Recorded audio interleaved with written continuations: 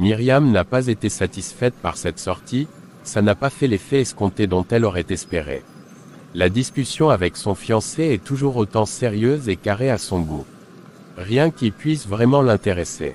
Elle a passé la journée de dimanche à la maison à discuter avec ses beaux-parents, même si la conversation n'est pas toujours agréable, elle n'a pas trop le choix. C'est dans ces circonstances que sa sœur lui manque beaucoup. Elle se rappelle des nuits qu'elle passait enfermée dans leur chambre pour discuter, se raconter leur histoire. Ou des fois où elle prétendait être à un séminaire organisé par leur établissement alors qu'elle était en train de s'amuser dans une boîte de nuit. Des soirées de ce genre lui manquent et dire que cela prendra fin très bientôt. Le matin à son réveil, son mari était déjà parti. Comme à son habitude, il sort vite les lundis contrairement à son beau-père qui sort bien après. Myriam va se brosser les dents et sortir. À la cuisine, elle trouve sa belle-mère et Roméo qui sont visiblement en train de dresser la liste des achats. Bonjour. Bonjour ma fille, tu as bien dormi.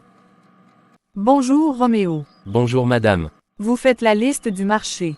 Oui, tu as besoin de quelque chose. Non, non ça va. Bon, j'en ai terminé. Roméo regarde sa liste avant de répondre. C'est bon madame. D'accord, moi je vais sortir mais je ne mettrai pas long, tu peux aller au marché. Et je peux l'accompagner au marché. Pourquoi veux-tu aller au marché? Ce n'est pas ton travail Myriam. Je sais maman, c'est juste pour me détendre un peu. J'ai bien envie de connaître le marché d'ici, s'il te plaît laisse-moi l'accompagner. D'accord, allez-y. Ok, je vais me changer. Un coup dur pour Roméo qui définitivement ne pourra pas l'éviter. Il n'a pas pu refuser parce qu'au fond de lui c'est une bonne occasion de passer du temps avec elle. Après s'être changé, Myriam est revenue et ils sont partis. On prend le taxi ou bien? Bien sûr qu'on prend le taxi. D'habitude pour aller vite je prends une moto et au retour je prends un dépôt. Prenons donc la moto. Ah non, ce n'est pas recommandé pour une femme comme toi, évitons les problèmes. Une femme comme moi, c'est-à-dire? Rien du tout, voilà un taxi. Roméo arrête un taxi qui les transporte jusqu'au marché. Myriam tient la liste des courses en main et cite les achats à Roméo qui se change de les acheter au fur et à mesure. Il présente certaines tubercules et plantes à Myriam qui a peu de connaissances dans ce domaine. À la fin, ils sont allés dans un supermarché acheter des ingrédients pour les cadeaux. Chacun tient un sac assez lourd qu'il traîne derrière lui. Et si on s'asseyait ici pour prendre une glace? Il fait chaud, moi je veux une glace. Toi alors tu es plus que le bébé. Ah, tu ne veux pas de glace? Si j'en veux, c'est juste que s'asseoir ici n'est pas prudent, quelqu'un pourra nous voir et mal interpréter. C'est son problème, vu qu'on ne fait rien de mal, je vais commander, tu prends quel parfum? Pistache. À moi aussi c'est ce que j'aime. Elle lui sourit et s'éloigne. Pendant qu'elle prenait les glaces, Roméo a fait les achats pour compléter sa liste et les deux amis se sont assis autour d'une table, chacun sa glace devant lui. Homme, c'est bon. Ouais, c'est bon. Parle-moi un peu de toi si c'est pas indiscret. Qu'est-ce que tu veux savoir sur moi? Ma vie est aussi platonique que celle d'un célibataire. Je veux tout savoir. Tu vis où, avec qui? Tu as des sœurs ou des frères, une copine? D'accord, je vis avec ma mère et mon petit frère qui a 23 ans. Ma mère est couturière, mon père est décédé il y a plusieurs années. Comme tu le sais déjà, je travaille et je fréquente le soir, je dois jongler comme ça pour ne pas dépendre de ma mère qui peine à s'occuper de mon petit frère. Voilà ma petite vie. Un moquet. Si ton petit frère a 23 ans, ça veut dire que tu en as 25 ou 26, n'est-ce pas? Ah, tu me prends pour un gamin, je suis ton grand frère de très loin. Tu me donnes quel âge? Et 24 ou 25. Ouais, j'ai 25 ans et toi? J'ai 4 ans de plus que toi. Ah non, waouh, tu fais plus jeune. Oui, nous sommes jeunes physiquement chez nous. Tu as une copine. La distance nous a séparés. Elle a voyagé pour l'Europe, très vite elle a commencé à changer et moi j'ai préféré qu'on arrête.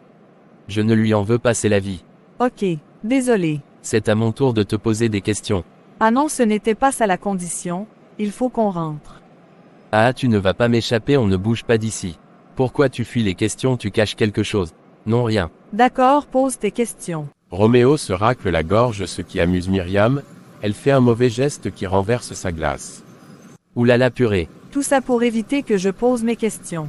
Ah mais non, c'est de ta faute, tu faisais comme un inspecteur. Ok, comme c'est ma faute, partageons la mienne. D'accord. Elle se recule pour piocher dans son bol. Elle lèche sa petite cuillère, un geste qui n'a pas laissé Roméo indifférent. Il la regarde avec les yeux d'envie. Pourquoi tu me regardes comme ça? Pour rien. Tu es différente, tu n'es pas complexée, c'est un comportement que j'apprécie chez toi. Tu es très humble. J'ai été élevée comme ça malgré la fortune de mes parents, ils nous ont appris à être humbles. C'est bien, j'ai une question qui me taraude depuis, pourquoi tu te maries? Bon, je vais te dire la vérité, c'est un mariage arrangé par mes parents et ceux de Aliou. Nos deux familles se connaissent depuis et ils ont des affaires qu'ils traitent en commun. Chacun possède des parts dans l'entreprise de l'autre, donc pour consolider leur patrimoine, ils ont décidé de nous marier. Et ça ne t'a pas gêné? Non, il est difficile de dire non à mon père. En plus, Aliou n'est pas un mauvais homme, je le connais bien. Il ne me fera pas de mal. Tu es très jeune pour hypothéquer ton bonheur contre les affaires de tes parents. Tu n'es pas heureuse. Qu'est-ce que tu en sais? Je le sais, je le vois. Bref, c'est ton choix et je le respecte. Merci. Peut-on partir maintenant? Oui, une dernière question, je peux avoir ton numéro de téléphone? Tu veux mon contact? Et non, ça va, désolé, je n'aurais pas dû te demander ça, c'est déplacé. On peut y aller. Donne-moi ton téléphone. Roméo hésite un instant avant de sortir son téléphone de la poche qu'il donne à Myriam. Elle compose son numéro et lance l'appel. Son téléphone retentit. Voilà, nous avons nos numéros. Merci. Ils se sont levés et sont partis. Myriam est très mal à l'aise lorsqu'on lui fait des remarques sur son mariage. Ces remarques lui rappellent qu'elle est sur le point de commettre la plus grande bêtise de sa vie. Elle le sait dans son fort intérieur mais n'ose pas se l'avouer parce qu'elle veut honorer ses parents. Elle se doit de le faire. À la question de savoir si elle est heureuse, elle ne le sait pas. Elle pensait trouver des réponses en s'installant dans cette maison familiale mais elle n'y voit rien de changé. Sa vie est aussi triste que lorsqu'elle était chez ses parents. Les seuls moments où elle peut rire et véritablement avoir une discussion agréable, c'est lorsqu'elle discute avec Roméo. C'est le côté positif que cette grande maison lui offre. Myriam a aidé Roméo à la cuisine jusqu'à ce que sa belle-mère arrive. Il n'est pas question qu'elle sache qu'elle s'entend bien avec son cuisinier. Le soir, elle a attendu que ses beaux-parents soient bien installés dans leur chambre et son mari occupé devant sa machine pour aller voir Roméo. Il est au magasin et étudie. Je te dérange. Non, tu peux entrer. Tu ne dors pas. Non, je viens t'aider à étudier ton examen, c'est dans 4 semaines, il faut te bouger. Ah, je vois que tu attends ça plus que moi. Dis-moi quel est ton plus grand rêve? C'est simple, ouvrir un restaurant 4 étoiles, pourquoi pas 5. Je suis en train d'apprendre la cuisine africaine et je pense avec le temps élargir mes connaissances jusqu'en Occident. Waouh, c'est génial. J'espère que tu y arriveras, tu as tout mon soutien. Merci, ça me touche. Ils ont le regard figé l'un sur l'autre, la tension monte dans la pièce. La voix de Aliou à la cuisine les a fait revenir sur terre. Ton mari te cherche, vas-y. D'accord, à demain. À demain. Myriam ouvre doucement la porte et la referme, ensuite elle arrive à la cuisine, son mari s'apprêtait à regagner le salon. Oui chérie. Tu sors d'où? Je te cherche depuis. J'étais au magasin, je cherche ce que Roméo va préparer demain. C'est pas à toi de décider mais à maman. Allons nous coucher. Il lui prend la main et ils montent dans leur chambre. Myriam déteste lorsqu'il la cherche, elle sait que c'est uniquement pour faire l'amour, rien de plus. Pendant qu'il multiplie les caresses et baisers, Aliou remarque le calme de sa fiancée et l'interroge. C'est quoi? Je ne te sens pas. Je n'ai pas envie. Et pourquoi tu n'as pas envie? Est-ce que tu sais que normalement on ne devrait pas avoir de rapport jusqu'au mariage? Je t'ai doté madame, donc pour moi tu es déjà mariée. J'ai attendu cette dot pour enfin te toucher, tu me racontes quoi là? Ça fait quoi si tu as attendu? C'est normal, je devais rester vierge pour toi et je l'ai fait, mais ça ne veut pas dire que je suis obligée de te satisfaire même si je ne veux pas. Et pourtant c'est le cas, la femme doit toujours être prête à satisfaire son mari, c'est à ça qu'elle sert. Pardon, dit-elle en se reculant. Elle se lève et porte sa robe. Où vas-tu? Je vais me coucher sur le fauteuil, comme pour toi la femme sert juste à entretenir des relations sexuelles, vraiment c'est pitoyable ce que tu dis. Elle va s'allonger sur l'unique canapé qui occupe la pièce. Aliou se lève et va la voir.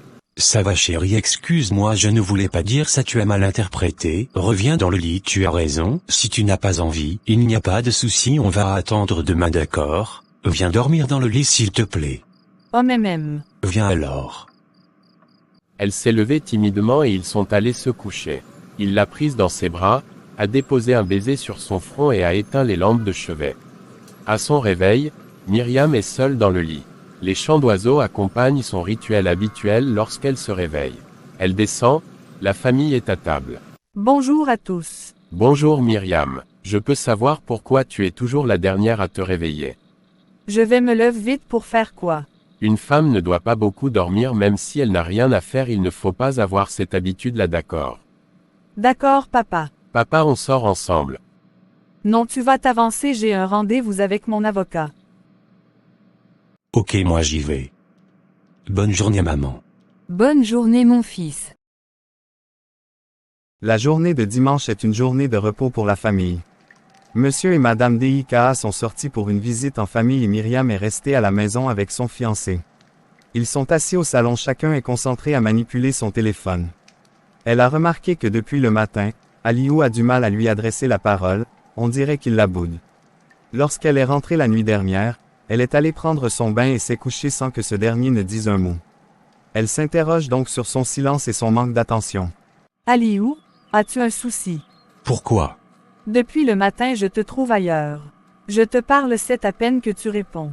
Tu voulais que je fasse quoi quand tu sors et rentres la nuit? C'est pour que je t'acclame, n'est-ce pas? Ah d'accord, je comprends donc pourquoi tu es si tendu. Hier tu n'as rien dit, au lieu de te plaindre tu préfères garder le silence et faire le mur. Tu trouves que tes agissements sont normaux pour une femme mariée? Tu te pavagnes dehors jusqu'à minuit et tu veux que je sourie avec toi. N'exagère pas aussi, je t'ai dit où j'allais quand je suis sortie et si je n'ai pas décroché aux appels c'est parce que mon téléphone était sur silencieux. Et quand tu parles de femme mariée là tu veux par là dire quoi? Je n'ai pas le droit de sortir. Être marié c'est la prison. Tu ne dois pas sortir n'importe comment et revenir à des heures indécentes. Tu imagines si mon père t'avait vu arriver à pareille heure? Qu'aurait-il pensé? Je t'ai couvert pour qu'il ne s'inquiète pas. Je ne t'ai rien demandé, je suis capable de me défendre toute seule. Pour un peu que je rentre à 21h tu cries au scandale jusqu'à tu me parles des résolutions de la femme mariée. Attention à la façon dont tu me parles, n'est-ce pas, tu es arrivé stupide. Et en passant, où étais-tu avec ta sœur? C'est maintenant que tu poses la question, tu as fini de bouder. Il faut avoir l'habitude de parler quand il y a un souci et non le garder pour toi en t'imaginant n'importe quoi. Bonsoir le beau couple. Bonsoir ma puce. Bonsoir Bancu.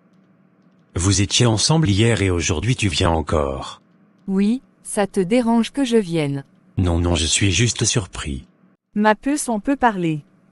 Alors Myriam, ça dit quoi, ton gars est nerveux aujourd'hui? Oui, il est fâché par rapport à hier, il me boude depuis et je m'en fous même. Tu t'en fous, ok. Ton cuisinier est où, j'ai faim? Il ne travaille pas le dimanche. Attends, je vais nous chercher de quoi grignoter. Myriam s'est rendue à la cuisine, elle a pris de quoi grignoter et boire dans un plateau et est revenue le partager avec sa sœur. C'est comme à la maison. Tout le monde va bien. Maintenant accouche, je ne suis pas venue te saluer. Il y a rien à dire, j'étais à une petite fête hier, voilà pourquoi je ne répondais pas aux appels. Une petite fête tu dis, c'était où? Et avec qui, au point où tu mens à ton mari que tu es avec moi? C'est Roméo qui m'a invité, ou du moins je me suis invité. Roméo, c'est qui, maman? Le cuisinier Nord. Ah bon, je comprends maintenant. Qu'est-ce qui s'est passé? Bah rien, c'était une fête dans son quartier. J'ai beaucoup aimé danser leur danse traditionnelle, tu vois comment les gens qui n'ont rien s'amusent comme s'ils avaient tout l'or. Ok, Et quoi? Myriam, je te connais trop, il y a une suite et je veux savoir, tu ne me dis pas tout. Allez, accouche. Ce que je vais te dire doit rester entre nous. C'est promis. Je suis attirée par Roméo, c'est plus fort que moi. Je m'en doutais bien. La dernière fois que j'étais ici, j'ai vu le regard que vous avez échangé, c'était clair qu'il y avait attirance dans l'air. J'imagine qu'il s'est passé quelque chose entre vous deux. Pas vraiment. Bref, hier soir on s'est embrassés. Les jeux cassables. Or Benkou, je suis sérieuse, je ne sais comment me comporter face à cette situation. Je ne sais pas comment seront nos rapports dès demain quand il viendra travailler. Il te plaît vraiment? Oui, je l'avoue, oui. Dès le premier jour où nos regards se sont croisés, j'ai eu comme une révélation. Il est beau, les yeux bleus, séduisant, il est intelligent, travailleur, il a des projets et je sais que c'est un battant, il va y arriver. Le baiser de la nuit dernière m'a donné des frissons, je peux t'assurer que je n'avais jamais ressenti ça avant. C'était spécial, tu vois, comme une divinité. Je pense à ce moment tout le temps et j'ai toujours la chair de poule. À ma sœur, je me sens perturbée, je sais que ce que je fais n'est pas normal, mais bon, je n'ai pas pu m'en empêcher, je n'arrive pas à faire comme si je n'étais pas attirée par lui. Tu penses que j'ai un problème? Non, tu n'as pas de problème. Je pense même que c'est normal parce que tu vas épouser un homme dont tu n'es pas amoureuse. Il y a donc de fortes chances que tu tombes sur ton véritable amour. Peut-être c'est Roméo ou quelqu'un d'autre. Mais ma sœur, tu devrais arrêter cette relation, tu vas te marier bientôt. Je sais, mais ça me fait tellement du bien de vivre une telle passion. Ce sentiment qui m'anime lorsque je le vois, je t'assure que ça me fait plaisir de le ressentir. Sa façon de me regarder qui me fait me sentir désirée, tu vois. J'aime ça, je veux vivre ça, du moins le temps que ça dure. Fais attention parce que si papa sait ça, tu es morte au HH. C'est ça que tu dis doucement comme ça. Je le sais. Tu peux continuer à fantasmer sur lui, imaginer tout ce que tu voudras, mais n'oublie pas que tu as un homme avec qui tu peux faire tout ça, un homme que tu peux aimer si tu le voulais, un homme riche qui te rendra heureuse. Ne gâche pas tout avec un amour impossible. Crois-tu que ça soit un amour impossible? Bien sûr que ça l'est. Attends, tu imagines un seul instant que papa apprend que tu traînes avec un clochard, mais il va te renier. C'est bon, ne l'insulte pas, il n'est pas un clochard, il est même plus instruit que toi. STUIPPP. Iki, elle défend alors ces choses. Ma chérie, fais aussi attention à lui, il peut te faire les yeux doux pour avoir ton argent, ouvre les yeux au HH. Roméo ne ferait jamais ça, il n'est pas comme tu penses. C'est un homme responsable qui a des valeurs. Je n'ai pas eu besoin de faire 1 an avec lui pour le découvrir. Ok, fais seulement gaffe. Voilà ma belle-mère Tchot. Bonsoir Binkou. Bonsoir maman. C'est bien, comme tu es là, on va discuter par rapport au mariage. Ta sœur n'a pas très bon goût, peut-être tu vas m'aider à faire les bons choix. Ok. Myriam manifeste son mécontentement face à la déclaration de sa belle-mère qui refuse de prendre ses choix en considération tout simplement parce que ça ne l'arrange pas, à se demander si c'était son mariage. Après la visite chez sa sœur, Binkou est rentrée. Ses parents sont au salon, elle les salue et s'assoit. Comment va Myriam? Elle va bien papa, sauf sa belle-mère, maman Angèle ne la laisse pas faire ses choix pour son mariage, et ce que c'est normal ça. Pourquoi tu dis ça ma fille? Par exemple le gâteau de mariage, Myriam fait son choix, maman Angèle refuse, comme quoi ce n'est pas bien. Et ce que c'est son mariage. Vous les femmes avec les faux problèmes. Si elle accepte le choix de sa belle-mère, où est le problème? Angèle est mieux placée pour connaître ces choses-là. Non papa, jamais c'est à Myriam et Aliou de faire leur choix, surtout je dis bien tout. Tu peux leur conseiller un autre choix avec des bonnes raisons, or elle, ses raisons c'est que ça ne lui plaît pas, mais qui a demandé son avis? Merde. Contrôle ton langage. De toutes les façons j'ai confiance à ma sœur, elle a dit c'est ça ou rien. On ne peut pas la commander sur son événement. Je sens que cette femme ne va pas laisser Myriam après le mariage, elle sera toujours dans leurs pattes. Et à belle-mère collante. Binkou, ferme ta bouche. Laisse ta sœur et sa belle famille, ça ne te regarde pas. Heureusement que ça ne me regarde pas. Je vais dans ma chambre. Elle est montée. En passant devant la porte de son frère restée entr'ouverte, elle jette un coup d'œil. Celui-ci est couché et manipule son téléphone. Elle entre et va se coucher près de lui, ce qui l'oblige à cacher son téléphone. Tu causes avec qui jusqu'à tu caches? Personne. Pourquoi tu ne m'as pas dit que tu allais voir Myriam? Je t'aurais accompagné. Tu faisais tes devoirs et je ne voulais pas t'embêter. Dis-moi Bello, que penses-tu de ce mariage Myriam et Aliou? Tu penses que ça va donner? Pourquoi ça ne donnerait pas? Myriam t'a laissé croire le contraire. Non, je me pose juste des questions. Maman Angèle est derrière Myriam jusqu'à ça m'énerve. Je suis sûre qu'elle est le genre de belle-mère nuisible. Si ce n'est que ça, où est le problème? Les mères sont de nature protectrice, c'est normal. Maintenant, si elle veut s'impliquer dans leur relation au point de faire comme si elle était la femme de son fils, c'est là où ça va devenir problématique. Elle ne laisse pas Myriam décider sur son mariage, ça m'énerve. J'ai bien peur pour la tournure que va prendre ce mariage. Qu'est-ce qui te fait dire ça? Rien, je réfléchis juste. Bon, dis-moi, tu causes avec qui? Tu dragues déjà les femmes, hein? Ah non, c'est juste une amie de classe, rien de suspect. Si tu le dis, je te laisse causer. Pourquoi c'est à cette heure que tu vas courir? J'ai trop dormir le matin. À cause de la belle Myriam. Raconte. Te raconter quoi? Il ne s'est rien passé. Mon frère arrête d'avoir peur et tente ta chance. Femme de millionnaire et puis quoi? Si elle aimait trop son mari, elle ne serait pas ici. Petit frère, la vie n'est pas comme dans les contes de fées. Restons réalistes s'il te plaît. Ah, tu as trop peur, dis donc. Myriam elle-même t'a laissé la porte ouverte, tu refuses d'entrer et Dieu sait à qui il donne ce genre d'opportunité. Tu es un voyou. Une femme de la cinquantaine sort avec une chaise qu'elle dépose et s'assoit. Maman Béa est la mère des garçons. Une femme de la cinquantaine sort avec une chaise qu'elle dépose et s'assoit. Maman Béa est la mère des garçons. Vous parlez de quoi les enfants? De la fille qui était là hier avec Roméo, s'empresse de répondre Donald. Ah oui, j'allais même te poser la question Roméo, cette fille c'est qui? C'est une amie. Maman c'est la femme au fils de ses patrons. Comment ça la femme de son fils? Roméo explique mot. Oui maman c'est ça, c'est ce que tu comprends. Myriam est la femme ou bien la fiancée de monsieur Aliou. Et qu'est-ce qu'elle faisait ici? Elle a voulu venir faire la fête avec nous comme tu as vu. Et tu as accepté qu'elle vienne dans ce taudis de quartier. Avec les voyous qui errent partout on pouvait l'agresser. Et Roméo pardon ne nous apporte pas de problème oh. J'espère qu'il n'y a rien entre vous, je l'espère vraiment parce que vous les enfants d'aujourd'hui avec le gros cœur vous ne respectez plus personne. Maman ça va, c'est une bonne amie c'est tout. C'est une fille bien comme tu as vu, elle n'a pas de complexe, elle s'est bien amusée. Et même s'il y a quelque chose entre eux ça fait quoi? Je vais me doucher et lire un peu. Je vais bientôt composer. N'oublie pas ce que je t'ai dit. La vie c'est la bagarre mon frère, tu gères mal on arrache. Voilà le conseil d'un frère, noyeur. Vous parlez de quoi? Mais non maman, je parle de ton fils aîné. Il va nous ramener une fille de valeur. Wait and see. En attendant de rêver mon fils va chez Majaki lui donner mon argent de réunion, je suis fatiguée. Elle fouille ses poches et sort 2 billets qu'elle donne à son fils. Il les récupère et va faire la commission. Pendant ce temps, Roméo est dans la chambre, il tient son téléphone et hésite à envoyer un message à Myriam. Son hésitation dure pendant quelques minutes et puis il se décide et lui écrit. Plus petit que bonsoir, j'espère que tu vas bien, plus grand que. Il attend pendant quelques minutes et n'a pas de réponse, il regrette déjà pourquoi il a fait ce message et va se doucher. À son retour, il consulte son téléphone et son sourire se dessine sur son visage lorsqu'il lit son message. Plus petit que très bien, et toi? Plus grand que. Comment ne pas bien aller quand il discute avec elle? Toujours avec la serviette nouée à sa taille, il s'assit pour échanger avec Myriam et bientôt cet échange va s'allonger et lui faire perdre la notion du temps. Une nouvelle semaine commence. C'est une nouvelle semaine de travail pour Myriam qui doit veiller à ce que l'organisatrice de son mariage fasse exactement ce qu'elle veut et non ce que sa belle-mère a demandé. Elle n'en peut plus de ses prises de décision à sa place.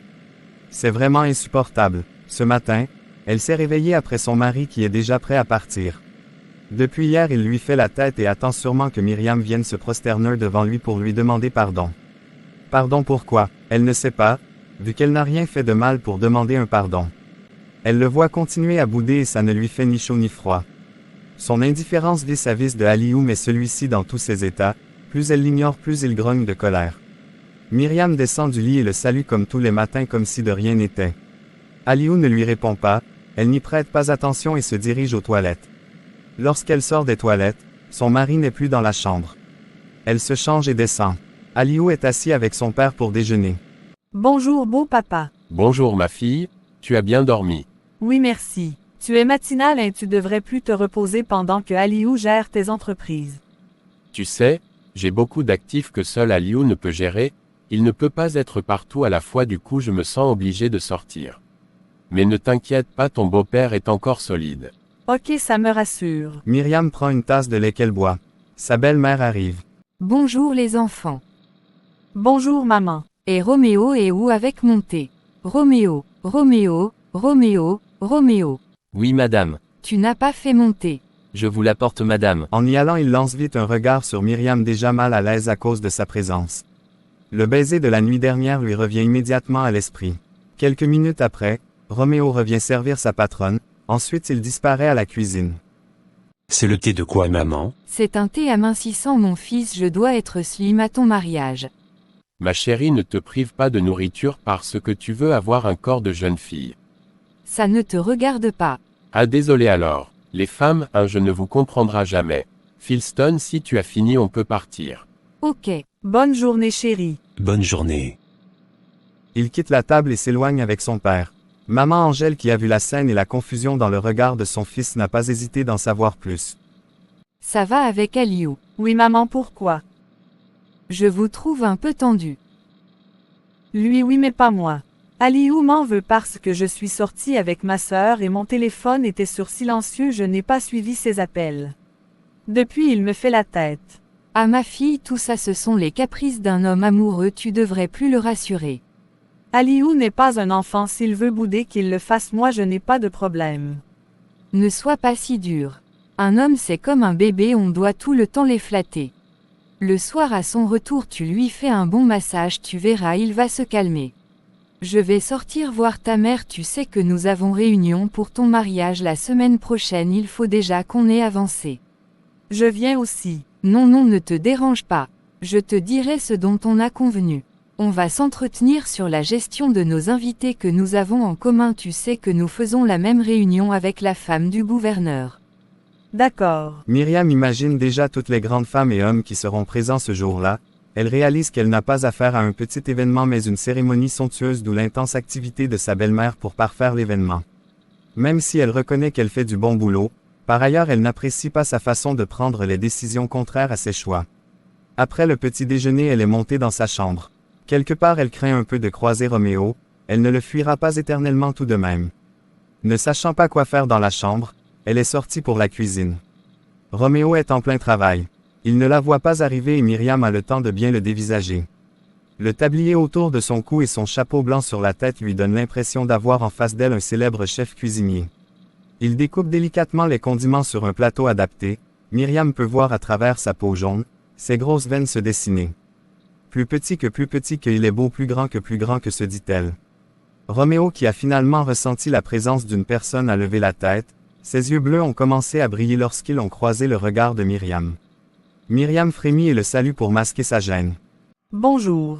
Bonjour Myriam, comment tu vas? Ça va et toi? Ça va aussi. Tu prépares quoi aujourd'hui? Le haricot blanc. Ah ok, tu pourrais m'apprendre. Tu veux me dire que tu ne sais pas faire le haricot? Et si je dis non, tu vas te moquer de moi?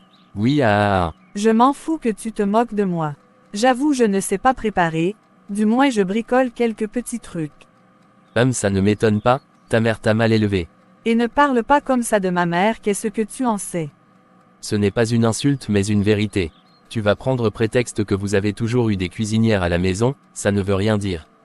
Elle devrait d'apprendre à préparer parce que tu es une femme, tu ne vivras pas éternellement chez elle. Oui, c'est vrai. Je compte donc sur toi pour m'apprendre. Mes services ne sont pas gratuits. Je savais que tu allais me sortir une bêtise. Viens donc, je t'apprends à découper les condiments. Faut déjà savoir ce qu'on met comme condiments. Ok, attends, je porte un tablier. Elle va dans une armoire prendre un tablier et le porter. Bon, je suis prête. Déjà, qu'est-ce qu'il y a au feu? Le haricot. La veille on le trempe dans de l'eau pour faciliter la cuisson mais c'est facultatif. Ok, ça au moins je connais. Laisse-moi couper les condiments. Vas-y, je te contrôle. Myriam prend le couteau et commence à effiler les condiments sur la planche. Maman Angèle arrive. Mais qu'est-ce que tu fais là? Je travaille maman. Comment ça tu travailles? Roméo, je peux savoir pourquoi c'est elle qui fait ton travail. Et madame c'est que, elle est. Maman, c'est moi qui lui ai demandé de m'apprendre. En tant que femme bientôt mariée, je dois savoir faire certaines choses, donc je lui ai demandé de m'apprendre. Bon d'accord, ce n'est pas une mauvaise idée. Je suis partie. D'accord maman. Elle est partie et Roméo a un peu soufflé, ce qui a fait rire Myriam. Pourquoi tu ris, la tête que tu fais quand tu la vois? On dirait qu'elle te terrorise. Un peu oui, elle est sévère des fois. Elle ne trouve pas, c'est une femme cool. Depuis l'échange de ce baiser entre eux, ils n'ont jamais discuté de ce moment. Personne ne veut ouvrir cette page pour ne pas gâcher le moment présent, mais Roméo aimerait bien savoir ce qu'elle en pense, si c'était une erreur. Si elle regrette ou si elle serait prête à recommencer si l'occasion lui avait été donnée. Ces interrogations restent vaines car il n'ose pas entamer ce sujet. L'ambiance à la cuisine est plutôt digeste, ce que Martha voit d'un mauvais œil. Elle n'a pas hésité à en parler à Roméo lorsqu'il était seul. Roméo, je constate que tu as carrément mis de côté les conseils que je t'ai donnés concernant ta prétendue amitié avec Madame Myriam. Qu'est-ce que j'ai fait de mal? On s'entend bien, c'est tout. Pourquoi j'ai l'impression qu'il s'est passé quelque chose? Vous êtes encore plus proches, ça craint. Écoute Martha, il y a rien entre nous. Myriam est une amie entre guillemets. Tu devrais te détendre et t'ouvrir à elle, tu seras moins tendu et je parie qu'elle te prendra comme son amie. Je n'ai pas besoin d'amis, encore moins la belle-fille de mon patron. Tu peux toujours faire semblant devant moi, mais ça ne m'enlèvera pas de la tête qu'il se passe quelque chose entre vous, et je vais te dire, mon cher collègue, fais attention au HHH, tu n'as pas idée de qui sont les DIKA et les FONG, je te parle en connaissance de cause. Sur ces mots, Martha s'éloigne de son collègue. Roméo va rester dans le magasin pour lire un peu, mais impossible de se concentrer, il pense à Myriam, à se baiser et les paroles de Martha. Il ne peut pas refouler les sentiments qu'il éprouve pour Myriam, et même s'il veut, il n'arrive pas à cause de sa présence autour de lui. En même temps, il ne veut pas perdre son travail à cause de ses sentiments. Plongé dans ses pensées, il reçoit un message de Myriam, rien de plus pour égayer cette fin de soirée. Il lui répond rapidement. Myriam demande à l'accompagner lorsqu'il va partir, ce qu'il accepte. Roméo se dit que ça serait l'occasion d'en savoir plus sur ses intentions, ses sentiments. Il était 18h lorsque Myriam a retrouvé Roméo dehors. Il a choisi une route opposée à celle qu'il a l'habitude de prendre par précaution au cas où ses patrons rentreraient et les voit cheminer ensemble. Myriam laisse la route et saute dans les champs comme une gamine. Je vois que tu n'as pas joué quand tu étais petite. Ah, c'est vrai, j'étais trop fermée. Il fait frais ce soir. Ouais. Tu m'as l'air soucieux. Oui, c'est vrai, je réfléchis. À quoi? À nous. Je n'arrête pas de penser au baiser qu'on a partagé samedi soir et ça me trouble. J'aimerais savoir ce que tu penses de tout ça, qu'est-ce qui se passe entre nous? Je ne sais pas. J'aime être avec toi. Moi aussi j'adore, mais tu sais c'est compliqué parce que je travaille pour ta belle famille, tu vas te marier bientôt, je ne veux pas rêver d'une relation qui n'existera jamais, tu comprends? Je comprends, mais c'est plus fort que moi. Dis-moi Myriam, tu aimes ton fiancé? Non. J'en étais sûr. Et pourquoi tu l'épouses? Formalité entre nos deux familles. Je n'ai pas trop le choix. On a toujours le choix. Il faut qu'on se dise la vérité Myriam, on joue à un mauvais jeu. Tu le sais. Oui, mais bon, ça me plaît, tu me plais. C'est réciproque, tu me plais beaucoup.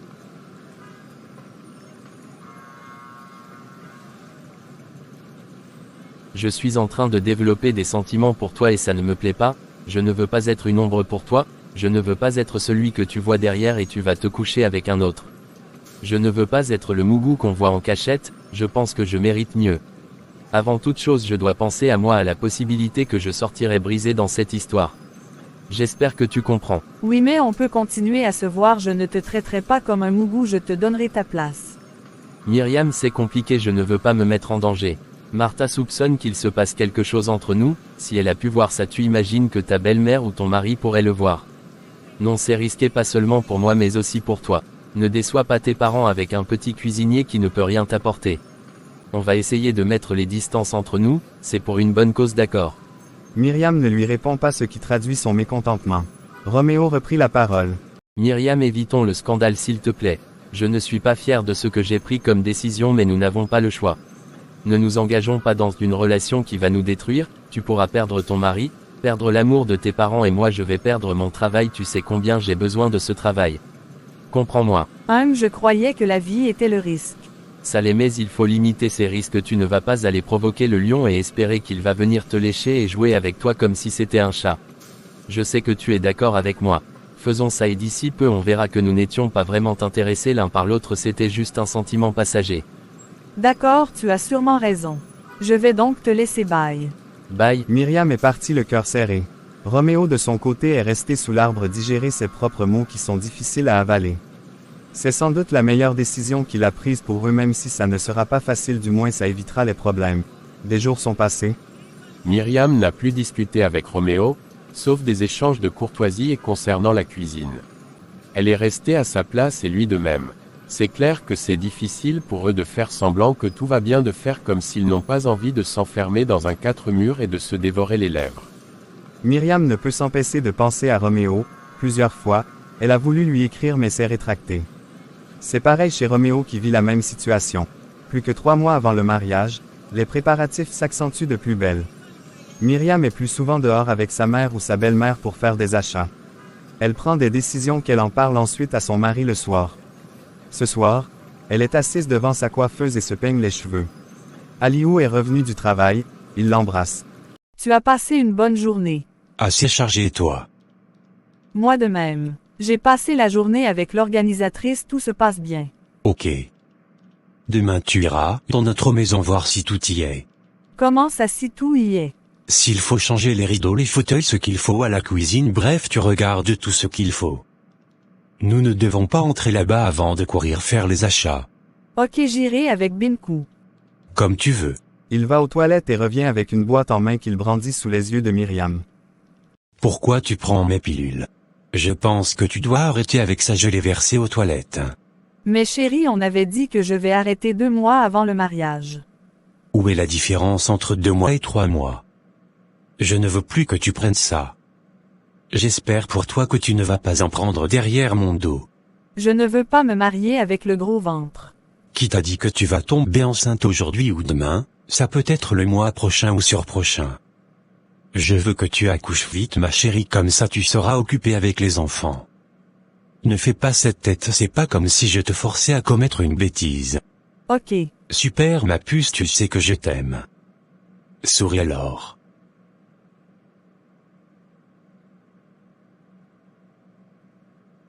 Myriam force un sourire pour faire plaisir à son mari. Il va aux toilettes, verse les remèdes et tire la chasse. Myriam a mal, très mal. Elle sait qu'elle doit accoucher mais ne veut pas que ce soit si vite. Ne pouvant plus prendre les pilules en cachette, elle ne sait pas comment faire pour éviter de tomber enceinte. La nuit lui portera conseil.